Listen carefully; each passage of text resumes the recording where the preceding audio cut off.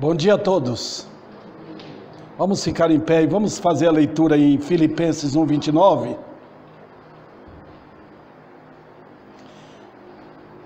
Porque vos foi concedida a graça de padecerdes por Ele, por Cristo, e não somente de crerdes nele. Louvores dou, meu Senhor, pois Tu estás conosco. Tua presença é tão revigorante, tão maravilhosa. O Senhor nos incentiva, nos anima, coloca a Tua palavra em nossos corações, nos faz vibrar a alma, nos faz prosseguir no meio das incertezas. Damos-Te glórias por isso, Senhor. E faz com que nesta manhã tenhamos a alegria, o prazer e sentir o privilégio que é nosso de receber a Tua palavra em nossos corações. Então eu quero pedir Tua graça enquanto eu prego para expor esse texto. Em nome de Cristo, amém. Podeis sentar, irmãos.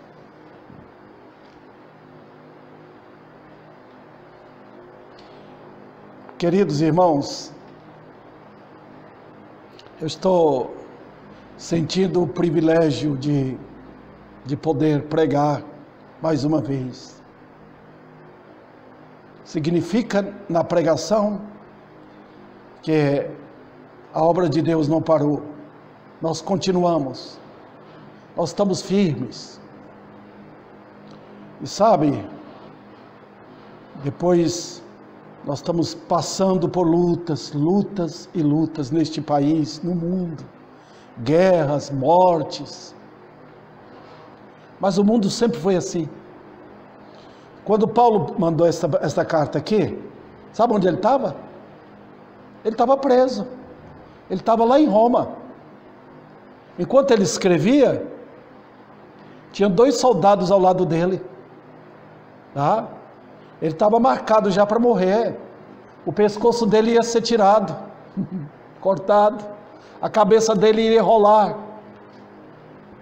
E aqui está um homem, irmãos, que num mundo de incerteza, num mundo terrível, estava incentivando a igreja em Filipos a padecer por Cristo. Que coisa! Eu acho que nós precisamos aprender isto. Nós vivemos num país cheio de privilégios. Agora mesmo, no mundo, está havendo mortandade para todo lado. E nós aqui estamos livres? Não. Eu dou graças a Deus pela carta aos Filipenses. Foi esta igreja que se associou a Paulo. Vocês podem ver aqui no capítulo 1, que esta igreja se uniu com Paulo para a pregação do Evangelho. Que maravilha, né? Ela não parou. Enquanto o apóstolo estava preso, a igreja estava anunciando. Isso é maravilhoso, né, irmãos? Foi isso que Paulo falou aqui. A igreja precisa continuar. Nós não morremos, irmãos.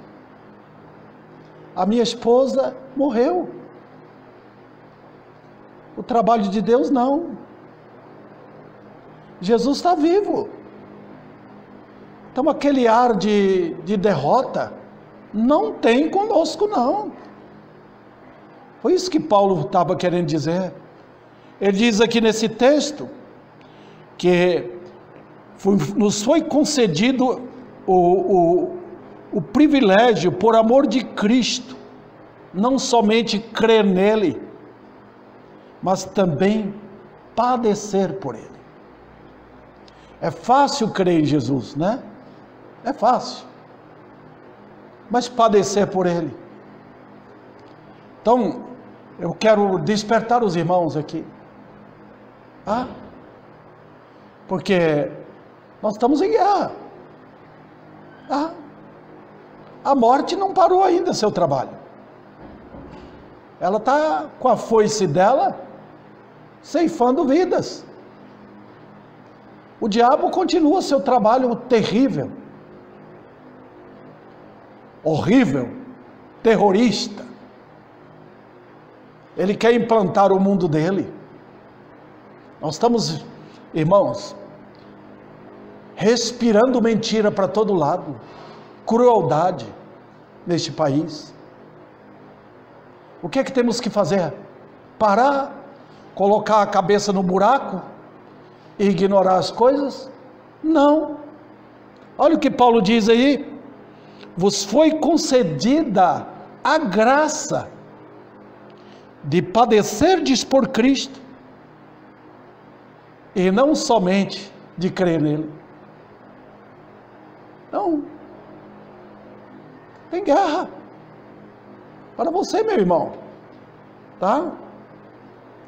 Tem guerra para o pastor, tem guerra para os missionários, mas também tem guerra para você, querido, tá?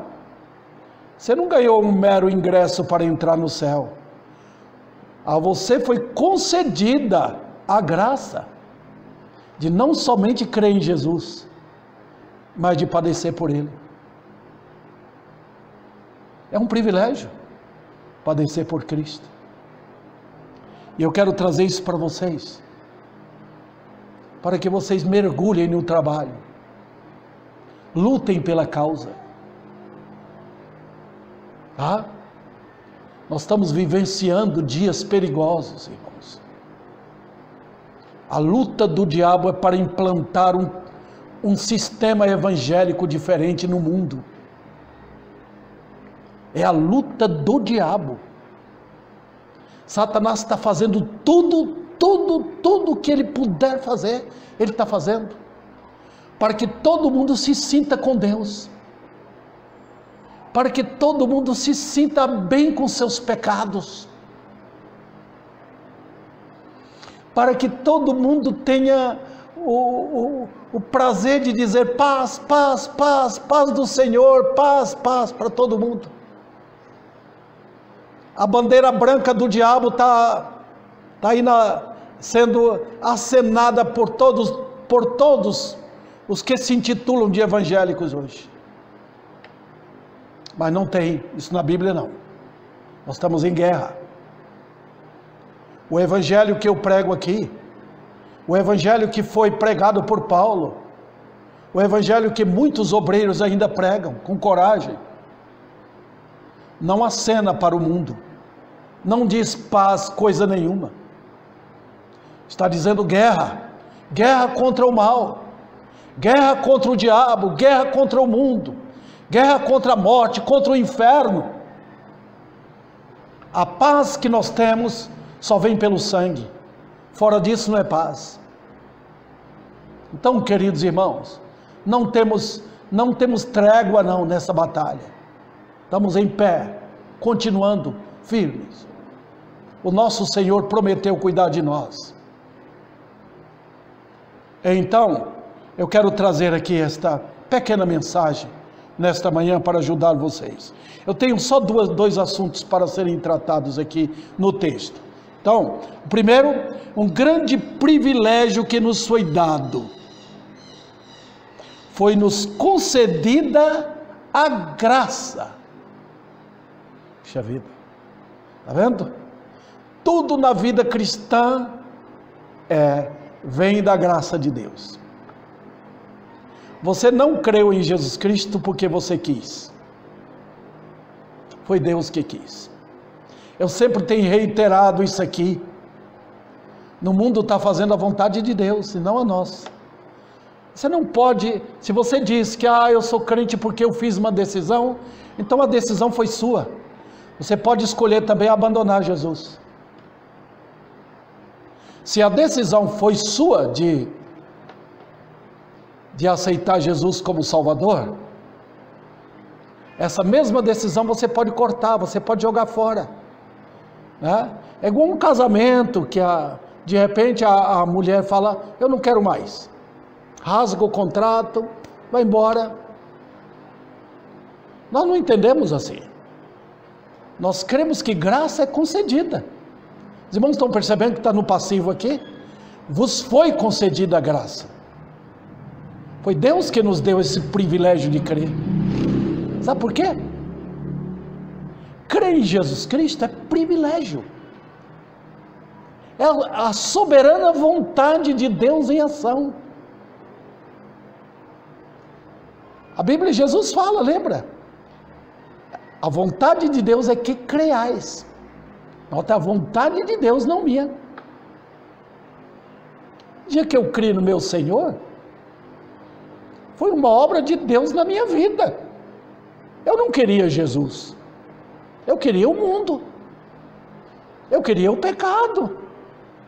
Mas quando Ele me impulsionou a crer, mudou minha vida. Então, é crer nele.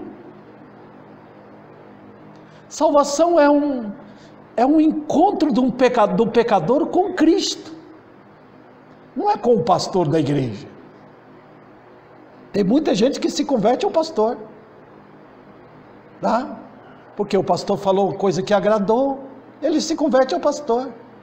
Ele é crente daquele pastor. E se não vier um pastor igual ele cai fora. Tá? Porque é crente do pastor.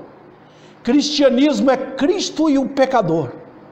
É um casamento, irmãos, onde Jesus tem um enlace matrimonial, por assim dizer, com o pecador convertido. A minha oração constante todos os dias: dá-nos pecadores, Senhor. Pessoas que entram aqui na igreja, estão atrás de Jesus, querem saber como ter seus pecados perdoados. Senhor, manda homens e mulheres com corações atribulados, querendo salvação. Pessoas que não querem mais estar de mãos dadas com suas iniquidades. Manda, porque aí haverá casamento. Todo aquele que invocar o nome do Senhor será salvo. Esse é o princípio bíblico de salvação. Então, queridos, é privilégio crer em Jesus e padecer por Ele. Quando há esse casamento de salvação, que os olhos são abertos, que o pecador passa a crer nesse Salvador bendito, e tem certeza que é salvo, ele tem o maior prazer por Jesus. Eu posso lembrar com muito prazer a vida da minha esposa. Quando ela casou comigo, ela se associou comigo, para sofrer comigo, e passamos por dias difíceis na jornada. Ela me amava, ela estava pronta a sofrer as dificuldades comigo. Não é assim com Cristo também? Nós cremos nele, nos associamos a Ele, sofremos com Ele, ficamos sozinhos por amor a Ele, sofremos os maus tratos. As pessoas não vão gostar de nós porque seguimos a Cristo. Elas farão de tudo para dizer que você é melhor se seguir a eles e não a Cristo. Está vendo? Mas notem, queridos irmãos, é privilégio. Eu vou passar isso para os irmãos. A primeira lição aqui é que o sofrer por Cristo é privilégio da graça. Tá? Deus lhe concedeu a graça de crer, Ele também concede a graça de sofrer. Tá vendo? É graça. Graça significa que aquilo que está acontecendo não pode ser de mim, não pode ser do meu poder, tem que ser de Deus. Sofrer por Cristo num mundo desse, num mundo de miséria, num mundo de iniquidade, num mundo de aflição, num mundo de paixões, sofrer por Cristo Não é normal. É algo maravilhoso.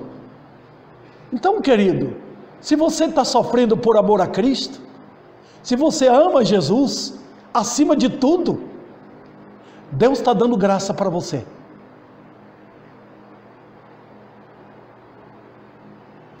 Sabe de outra coisa? Neste mundo todo mundo sofre. O mundo sofre pelo mundo.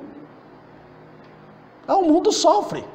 As pessoas que amam o mundo, eles sofrem pelo mundo. Eles sofrem pelo seu time de futebol, eles sofrem pelos seus músicos, eles sofrem por dinheiro, eles sofrem por suas paixões, eles sofrem pelos seus filhos, eles sofrem pelos seus bens, sofrem. Eles sofrem. Então o mundo sofre por aquilo que ama.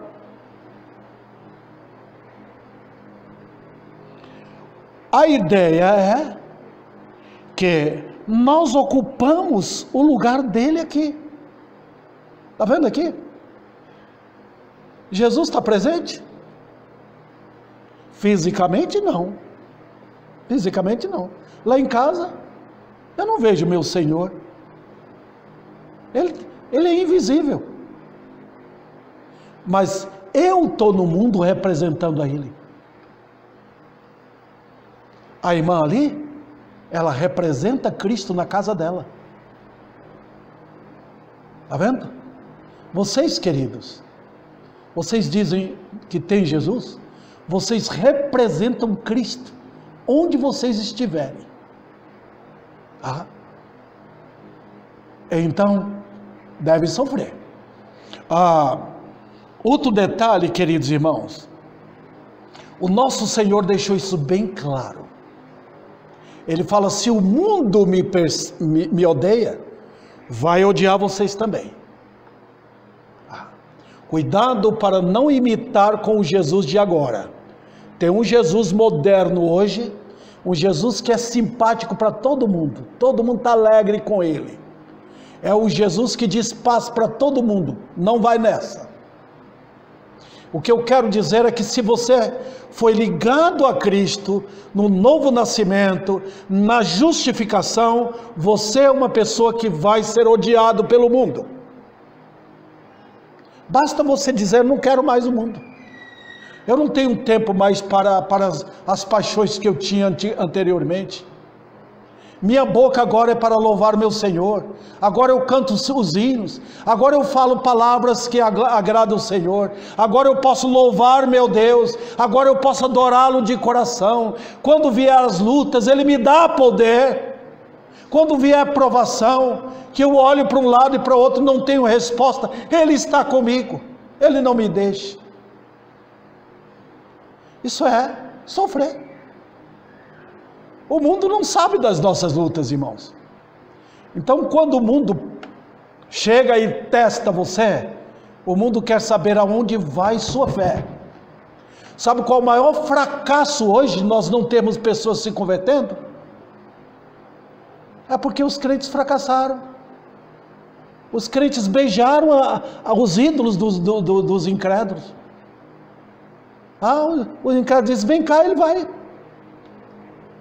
Não vai na igreja hoje não? Não vou. Não lê a Bíblia? Não lê. É isso, irmãos. O mundo está testando quem é você.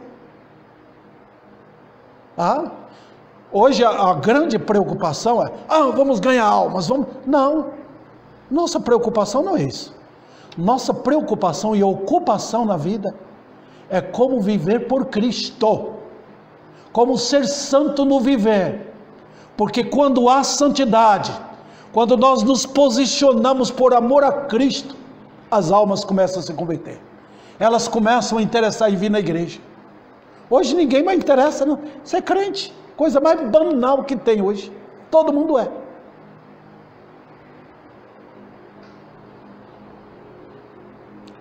Nosso Senhor deixou bem claro, o ódio que o mundo tem dele, esse ódio é passado para os santos. Vocês querem ver?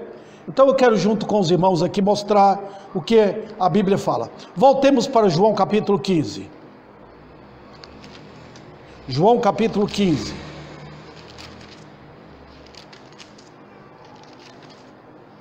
Esse é um capítulo incrível. E essa lição vai do capítulo 15 até o capítulo 16. Tá? É uma lição completa, irmãos. Ele diz o seguinte: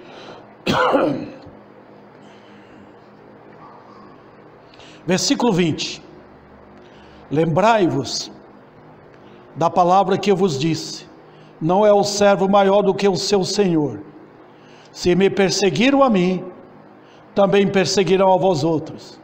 Se guardaram a minha palavra, também guardarão a vós. Está vendo aqui? Essas coisas aqui que ele está falando, acontecem. Positiva e negativamente. Se perseguiram a Cristo, vão perseguir. Se guardaram a minha palavra, também guardarão a vós. Está vendo aqui? Esse disparate acontece no mundo, no meio dos crentes. Tudo isso, versículo 21, vos farão por causa do meu nome, porquanto não conhecem aquele que me enviou. Está vendo, irmãos, o que acontece? E ele vai longe. Chega um ponto que aquilo que você nunca esperava acontecer, acontece. Olha o capítulo 16, versículo 1. Tenho-vos dito estas coisas para que não vos escandalizeis. Eles vos expulsarão das sinagogas, mas vem a hora em que todo que vos matar, julgará com isso tributar culto a Deus. Satanás não parou, não cessou de querer exterminar os crentes da face da terra. Os comunistas estão aqui no Brasil, irmãos. E se eles tomarem o poder, eles vão fechar as igrejas. Eles vão matar você se você quiser resistir. Sabe por quê? Porque a meta do diabo é implantar o reino dele, o reino do anticristo. Então ele quer tirar tudo que é crente. Então, de certa forma, ele tem feito isto. Ele tem abafado a fé. Ele tem anulado a fé de muitos. São poucos os crentes hoje, os que dão testemunho, tá? Que querem agradar a Deus, que querem andar com Cristo. São poucos. Outro detalhe, irmãos, porque nós somos perseguidos. Inclusive hoje à noite eu vou pregar sobre justiça e ressurreição, baseando no Salmos 19, Salmo 17, desculpa. Os irmãos vão ver a diferença entre salvação e ressurreição. A justiça dele, de Cristo, isso aqui eu já falei tanto com a igreja, mas é um assunto tão importante, ele é tão rico esse assunto, que vale a pena a gente bater na mesma tecla direto. Por que o crente é perseguido? É porque ele é de uma igreja que usa cabelo cortado? É por causa da vestimenta? Não tem nada a ver. O que acontece é que quando você se converteu, ficou marcado uma perfeita justiça em você. Incrível que o crente é a única pessoa que no mundo que diz, eu tenho certeza. Olha, irmãos, certeza indica que houve justiça. Percebeu agora? Toda certeza está dizendo que houve alguma justiça. Pergunta ao incrédulo para onde ele vai depois da morte. Ele quer ir para o céu, ele quer viver no pecado, mas ele quer subir. Ele quer entrar lá num lugar lá gostoso, onde ele quer viver para sempre. Ele quer, mas ele quer curtir o pecado dele aqui. Ele não quer abandonar o mundo. Ele quer pular e dançar e viver na orgia dele aqui. Por quê? Ele quer subir. Esses dias eu passei na casa de material de construção e estava falando para a dona da casa de material de construção sobre a morte da minha esposa. Ela estava no céu com Cristo. Ela está numa cidade de onde ela não volta mais. E ela não quer mais saber deste mundo maligno, do sofrimento que tem aqui. Ela para sempre está feliz. Aí ela disse que nós vamos todo mundo para lá. De maneira nenhuma. Se a pessoa não é salva, ela não vai. Então, irmãos, certeza de salvação não é baseado em que eu sinto isto. O crente, ele se documenta para andar. Se você sair de carro aí, sem documento, você pode dizer, eu sei dirigir, eu tenho certeza, e sabe mesmo, mas a polícia vai lhe pegar, e vai dizer, cadê o documento? Mas eu não tenho, então, por favor, deixa o carro aqui. Nós não andamos para o céu sem documento, nós nos documentamos com as Escrituras Sagradas, e isso implica em segurança, em justiça. O crente é aquele que diz, eu estou indo para o céu, mas não pelos meus méritos, mas pelos méritos de Cristo. Eu entrarei lá porque Ele me salvou, Ele se entregou por mim, Ele purificou meu coração, Ele me aceitou, Ele tirou meus pecados, não há mais nenhuma culpa que me condene perante Deus. Isso é justiça. E essa justiça, os homens não gostam. Mas por que você vai para o céu? Você é tão pecador quanto eu. Mas eu não estou lidando aqui com isso. Eu estou lidando com justiça. Meu Senhor pagou para o meu lugar. Meu Senhor cumpriu a lei em meu lugar. Meu Senhor tirou minha culpa para sempre. Então eu entrarei no céu, sim. Outro detalhe, queridos irmãos. O mundo sabe da morte, mas ignora a ressurreição. Vamos lá. E é aqui que eu quero ajudar os meus irmãos. O mundo sabe da morte? Sabe. Todo mundo sabe que vai morrer. Mas o mundo não entende o fator ressurreição. É o que eu vou pregar hoje à noite no Salmo 17. Veja, Cristo morreu? Morreu. E o mundo gosta. O mundo diz, aquele defunto já foi. Ele morreu. Mas onde ele está? Você está falando de Jesus Cristo? Sim. Mas onde ele está? Ele está vivo. Os irmãos lembram o que aconteceu em Jerusalém? De repente Pedro começa a pregar. João também acompanha. Almas se convertem. E Jerusalém inteira estava todo mundo tranquilo. Matamos aquele impostor. Ele morreu igual aquele ladrão morreu. Mas aí está todo mundo dizendo, os homens de Deus pregando, Ele ressuscitou, Ele está vivo. E todo mundo que diz, pergunta, cadê onde ele está? Onde ele está? A prova estava nos crentes. Jesus está vivo. Olha, queridos irmãos, isso aqui é o maior terror para o mundo. A Igreja Católica gosta de um crucifixo vazio, ou talvez com um defunto ali, mas nós os crentes entendemos as duas coisas. A cruz está vazia, mas o sepulcro também está. Ele ressuscitou. E sabe o que acontece? É que o mundo fica apavorado. Ele está vivo. Está vivo na vida de crentes. Olha os crentes abandonando o mundo. Olha os crentes sofrendo por amor a Cristo. Olha os crentes testemunhando. Olha os crentes lendo a Bíblia em suas casas. Olha os crentes orando. Olha os crentes se separando do mal. Significa que ele está vivo. Ninguém faz isso por um morto, não. Você já viu os católicos se dedicando por Maria, ou por Aparecida, ou por qualquer ídolo? Não, porque não existe isso.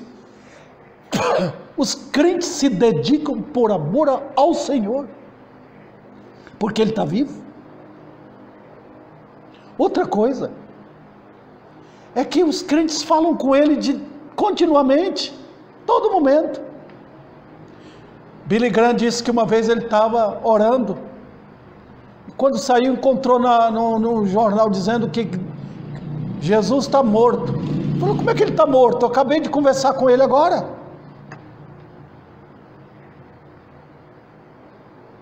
O fato é que o ódio contra Cristo aumentaria, e está aumentando, à medida que o fim vai chegando. Eu quero que os irmãos vão comigo agora para Mateus capítulo 10. Aquele capítulo, irmãos, é um capítulo vasto, que precisamos saber sobre o que vai acontecer, o que acontece neste mundo maligno.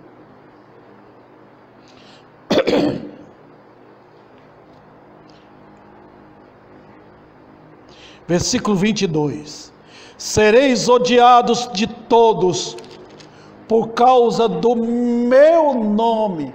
Está aqui, irmãos, o Filho de Deus, mostrando que Ele é o próprio Jeová. Ele está caracterizando o nome dEle como um nome que está acima de todo nome. Aquele, porém, que perseverar até o fim, esse será salvo. Quando, porém, vos perseguirem, assim, nota o que ele está falando aqui para aquele grupo de discípulos sendo enviados a pregar e pregar.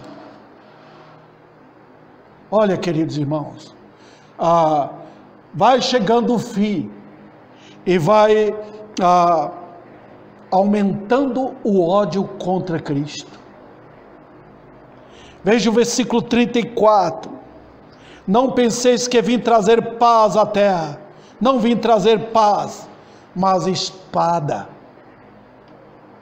Ele diz, pois vim causar divisão entre o homem e seu pai, entre a filha e sua mãe, entre a nora e sua sogra, e assim os inimigos do homem serão os da sua própria casa. Está vendo, queridos irmãos, o que acontece? Agora, eu quero passar para a segunda parte.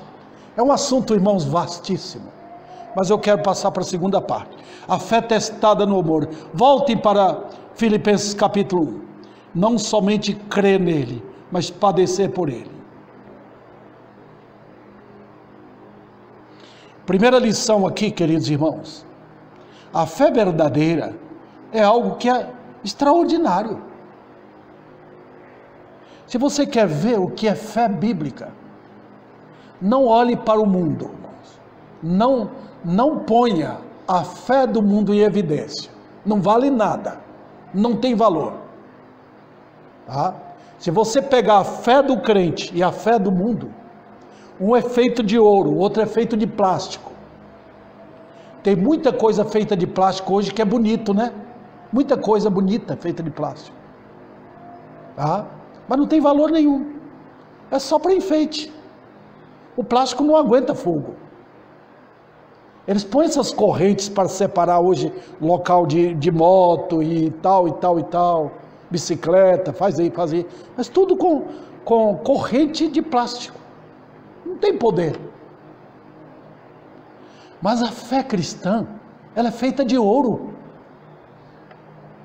e ouro do céu. Por que de ouro, irmãos? Porque o ouro é provado no fogo. Quanto mais fogo no ouro, mais puro ele fica.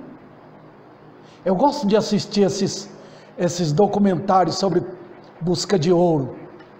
Acontece muito nos Estados Unidos, no Alasca, na Austrália, a busca pelo ouro.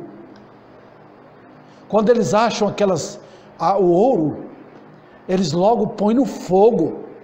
Porque quando sai do fogo está ali, é pronto para ser vendido, de alto valor. O crente é provado, o verdadeiro crente é provado no fogo.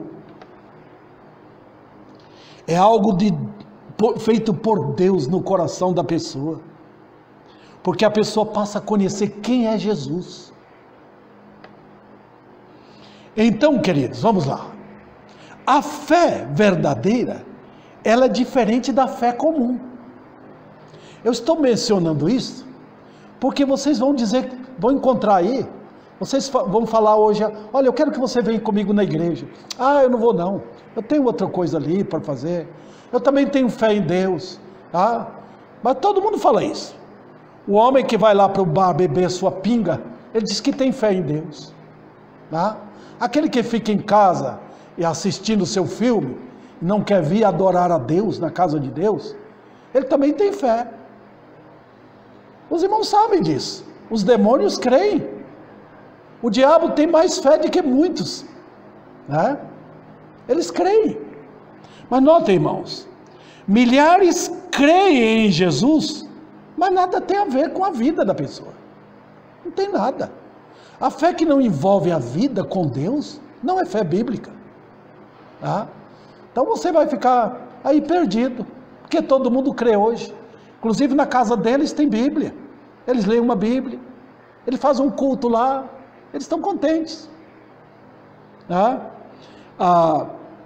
Mas notem, queridos, milhares sempre creram em Jesus. Os irmãos lembram quando Jesus fazia um milagre? A multidão ia atrás. Oh, eu creio nele, ele é o Filho de Deus. Todo mundo. Puxa vida, parecia um verdadeiro espetáculo. Muita gente crê em Jesus. Mas sabe qual a diferença? Eu quero que os irmãos vão comigo agora em João capítulo 12. Voltem aí um pouco. João 12.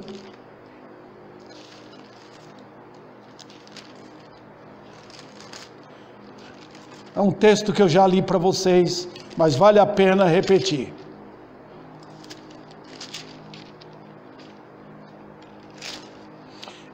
É dito aqui, versículo 37. E embora tivesse feito tantos sinais na sua presença, qual é o resultado? Não creram nele. Veja, irmãos, versículo 42, eu quero sublinhar isso aqui. Contudo, muitos dentre as próprias autoridades creram nele, mas por causa dos fariseus, não confessavam para não serem expulsos da sinagoga. Por quê? Amaram mais a glória dos homens do que a glória de Deus. Eis a diferença. Muitos hoje vão dizer, eu creio em Jesus, eu creio. E às vezes tem culto e todo mundo está lá pulando, dançando, dizendo eu creio em Jesus. Volta para suas casas. Mas na hora de confessar, sabe? A verdadeira fé, ela emite uma confissão. Os irmãos lembram do cego? O cego de nascença? Por quê? O que aconteceu com ele? Porque quando falaram para ele, confesse, ele falou, confessou, foi Jesus que, foi o Filho de Deus que me curou, e eu creio nele, sabe, ele estava sendo ameaçado. Se você crê nesse Jesus, você não vai comprar mais nada aqui, você não vai participar do templo, dos cultos, aqui em Jerusalém. Mas ele manteve-se firme, e foi repudiado, e confessou. Quando Jesus apareceu para ele, ele ajoelhou perante o Senhor e confessou a sua fé. Muitos creram, mas titubearam ante o perigo, voltaram atrás. Muitos creram, mas voltaram atrás. Queridos irmãos, lembra de Pedro? Pedro titubeou. Ele falou, olha, eu vou com o Senhor até a morte. Mas quando chegou na hora H, que ele viu os discípulos todos correndo, e ele viu o mestre sendo preso, ele ficou com medo. E quando chegou aquela criada lá, ele começou a gaguejar, começou a ficar com medo, a vida dele estava em perigo. Ele negou o Senhor 3 vezes. Capítulo 10 de Mateus, Jesus fala sobre o perigo de negar a Ele, ter medo da morte, medo de ser exterminado, assassinado por amor a Cristo. Olha, queridos, é um perigo isto. Jesus nunca desculpou uma negação ao nome dele. Ele não foi atrás de Pedro e falou, não, Pedro, eu sei do seu problema, você estava numa situação difícil. Não, Pedro negou o nome dele. E Pedro chorou amargamente, encontrou o perdão do Senhor, encontrou um Senhor que ele abraçou, e falou para ele do destino que ele teria. Ele ficou com medo de morrer por Cristo, mas sabe qual foi o fim de Pedro?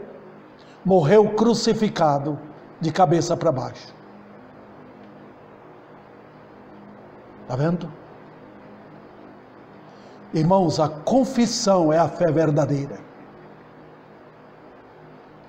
Eu já tive tanta gente aqui que dizia que era crente, mas na hora H, cadê a confissão? Na hora das paixões, cadê a confissão? Na hora que os amigos chamaram, que o desejo por sexo chegou, eles negaram a Cristo. Na hora H, o amor pela família aumentou mais do que o amor por Cristo.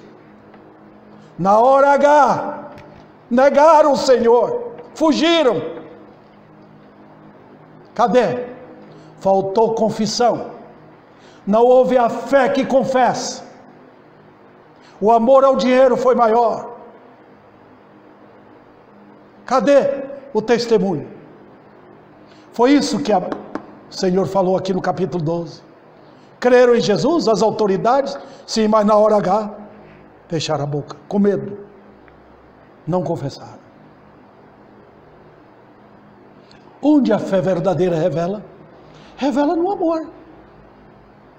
Revela no amor. Eu falei para os irmãos do amor da minha esposa por mim. Como é que a Nádia provou que amava o marido dela? Vivendo com ele, sofrendo com ele, chorando com ele.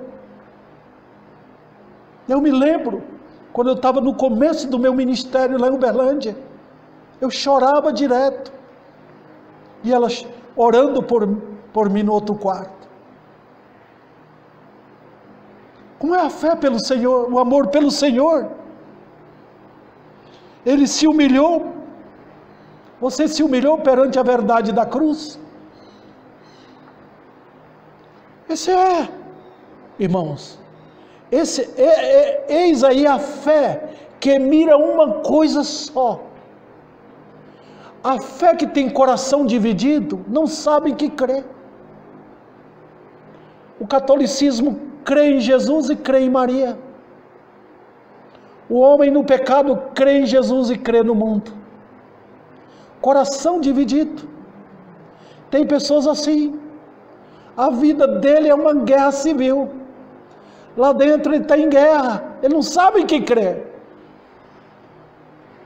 Olha, queridos, o pecador que verdadeiramente crê, ele mira a cruz. Eis o Cordeiro de Deus. Você vê a vida de Abel, logo no começo, quando o pecado entrou. Lá está aquele jovem, ele estava vendo que a vida dele estava arrasada. Quando ele acordou e veio a si, ele diz: meu Deus, eu estou longe do paraíso, eu vou para o inferno. Meus pais caíram no pecado, eu também caí. Foi então que ele ofereceu o sacrifício de sangue, olhando para Cristo.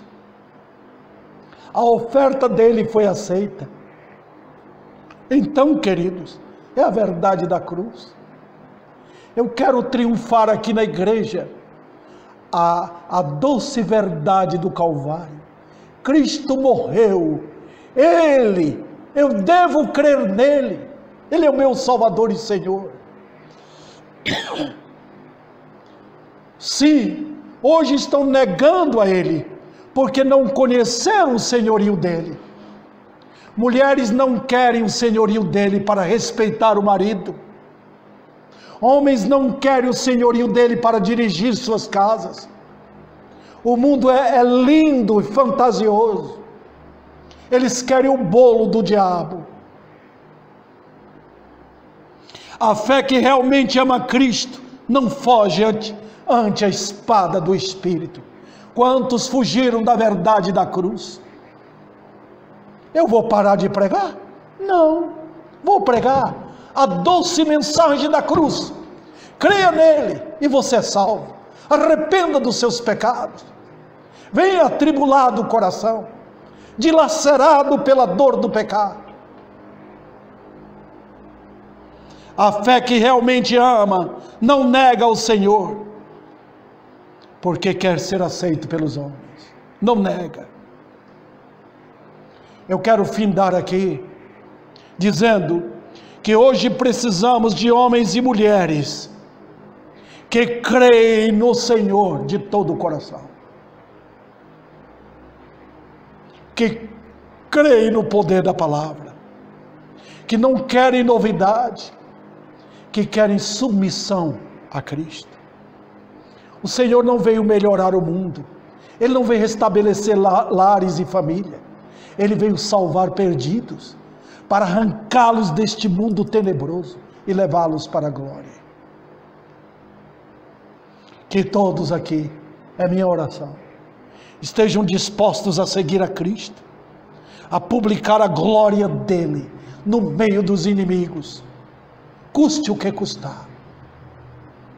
Eu tenho certeza, queridos irmãos, que se vocês amam a Cristo, vocês querem o bem da obra, querem a glória de Deus acima de tudo, querem ver pecadores sendo salvos, se humilhando, chorando, voltando, arrependidos, confessando, e o nome do Senhor sendo glorificado. Que o Senhor aplique, sim, a sua bendita palavra, através desse texto em Filipenses, aos nossos corações.